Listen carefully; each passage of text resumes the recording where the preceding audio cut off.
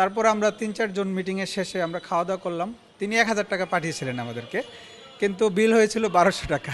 আসলে অনেক স্মৃতি তো আছে আমাদের দুঃসময়ের। যেমন আমি মাননীয় চেয়ারম্যান মহোদয়ের সাথে ২০২০ সাল থেকে কানেক্টেড। ওনার সাথে বিভিন্ন কারণে সাংগঠনিক কারণে কথাবার্তা বলার সুযোগ হয়। তো আমার একটা ঘটনা আমার খুব মনে পড়ে, সেটা হচ্ছে আমি তখন সিলেট ডিভিশনের দায়িত্বে।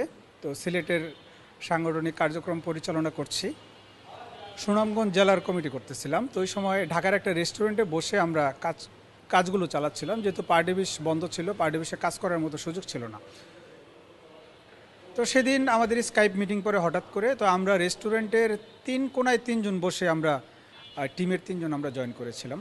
তো উনি আমাদের জুম মিটিংয়ে ঢুকে আমাকে বললো যে, মালুম তুমি তো মনে হয় কোনো একটা রেস্টুরেন্টে।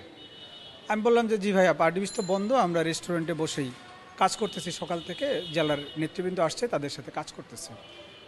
তারপর তিনি বললেন যে, তোমরা রেস্টুরেন্টে খাওয়া দাওয়া করেছো? তো আমরা বললাম যে, না ভাই, এখানে তো খাওয়া দাওয়া করতে টাকা লাগে অনেক বেশি, রেস্টুরেন্ট যেহেতু।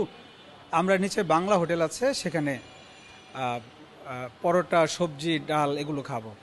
তারপর তিনি আমাদেরকে বললেন যে, না, তোমরা এখানে খাইও, আমি তোমাদেরকে টাকা দিব।